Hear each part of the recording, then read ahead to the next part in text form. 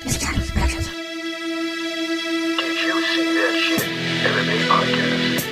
Hosted by mixed martial arts journalist Mike Strauss, aka Strauss21, and Chicago's number one underground comedian, Apollo Taj Mahal. Thank you for listening. I'm Mike Strauss, aka Strauss21, and this is Apollo Taj Mahal. We are the guys from the Did You See That Shit Mixed Martial Arts podcast. We know you're going to like the interview, so be sure to like, follow, and subscribe on all the social media platforms, as well as the Missing Time Productions YouTube channel. And don't forget to go to didyousseethatshit.com for a complete rundown of all of our content. Right, Apollo? Yeah. I want to welcome John Salter to the show for the very first time. What's going on, man? Just got done training, head home for a little break before I go back. How are you doing? Doing fantastic. Any day above ground's a good day, right? That's right. Well, John, I wanted to talk to you, man, because I'm based out of Chicago here, and you were supposed to have a fight at last time Bellator was here. You're supposed to fight Lovato. That fight fell through last minute. I just kind of wanted to catch up and see what's going on. Yeah, I was ready to go. I failed my eye test for the Illinois Athletic Commission. I've had 18 professional fights, 7 amateur fights, never had an issue. Always passed eye tests. My vision hasn't gotten worse. Illinois just changed their standards. I actually fought in Illinois before, and they failed me. And I got told while I was training the day before I was getting on the plane, I had people calling me like crazy, asking me why I backed out. I didn't know what was going on. Looked online, and MMA Junkie had already released a story that I was off the card. So I had to get in touch and find out what was going on. But yeah, the commission took me off before I got a chance to get up there. Yeah, man, as we're seeing, the Illinois Department of Financial and Professional Regulations, they're the people that oversee the Illinois Athletic Commission. They're not doing very good. I don't know if you're paying attention to what happened with the PFL card, just happened last week here in Chicago, but there was 3 instances where that same commission dropped the ball. So, yeah, man, Illinois is not doing a very good job. You did not pull out of the fight. That was not of your doing. It was just an unfortunate situation, man, because I really think that you and Lovato, you would have put on a fantastic show.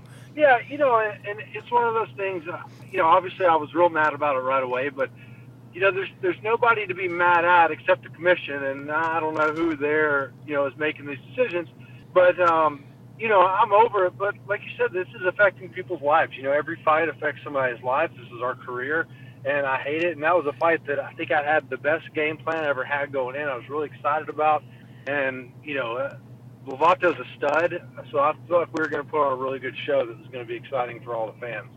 Well, hopefully that's something that Bellator can figure out and run back at a future date. Has Bellator, have they offered you anything in the way of any fights coming up here?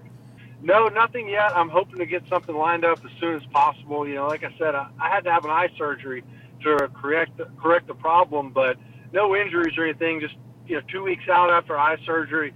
And I've been back to training, staying in shape the whole time. So I'm ready to go whenever something, pops up. But honestly, right now, I think Lovato's in Europe doing seminars and getting ready for a jiu-jitsu tournament. So I think there's only 2 fights that really make sense for me right now.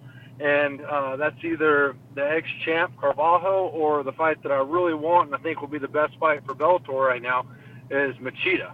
I think we can put on a good show, and it'll show the strength of Bellator. We'll bring over a former UFC champ and put him against me and really show how strong the divisions here in Bellator are.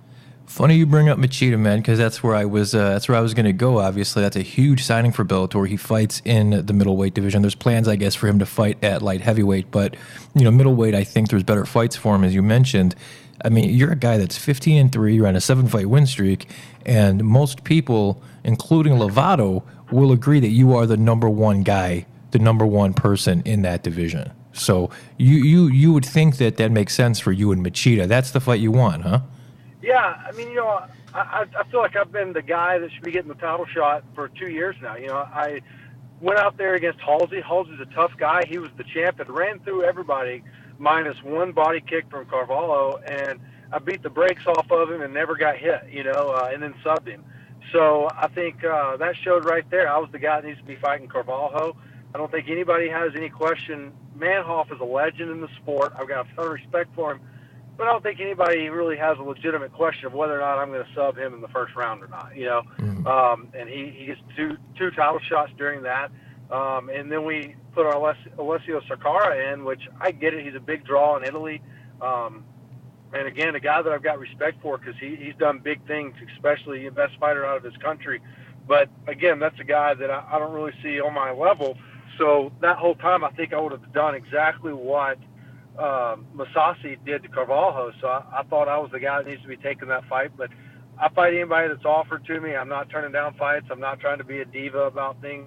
So I'm ready for anybody. But I feel like I've earned my due, that I'm at the point where I should get to pick who I want, as long as I'm picking legitimate guys. And I think the fight with Machida is the fight for me right now. He's a stud. He's a legend in the sport. Everybody's got tons of respect for him. But, you know, I'm the kind of guy that can give him a lot of trouble. I can really change up what I'm doing. He's got to worry about my hands. He's got to worry about my kicks. And obviously, if I put somebody on the ground, I'm going to finish him. So it's a good fight. It's going to be something that's exciting, and you know, the action's not going to stop. And I got to say, that makes a lot of sense, man. Let me ask you, though. Gerald Harris is a guy that's back in the fold. He stepped in for you against Lovato. Didn't fare very well. I mean, you know, to be fair, he did step in on short notice and whatnot and fought out of his division. You and him have some history. Is that a fight that maybe after Harris gets a few more wins under his belt, is that a fight that you may want to reconsider? Yeah, absolutely. You know, I've talked to Harris a few times since we fought. He's a real nice guy. But I took that fight on 6 days' notice. I was sitting with my girlfriend at the time, current wife, watching a movie, drinking Mountain Dew, eating popcorn, and my coach calls and said, "Hey, do you want to fight in the UFC in 6 days?" You know, this is the time when I'm about less than 2 years into doing MMA, and nothing but a wrestler. And I go out there, I win the first round. Second round was pretty close, and at the third round, I was so gassed. I just told myself, I got to take him down. If I don't take him down, it's over.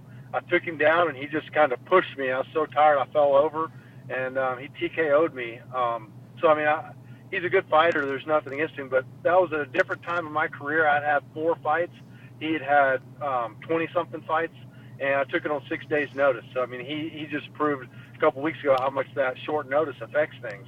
And, you know, I'd be one, I'd like to get back and fight him again, but that's not who I got my eyes set on right now, because I want to fight fights that move me up in the world rankings right now. Now, you're only 33 years old, man. You're really entering that prime, that sweet spot of your career. Do you feel like you're just entering your prime right now?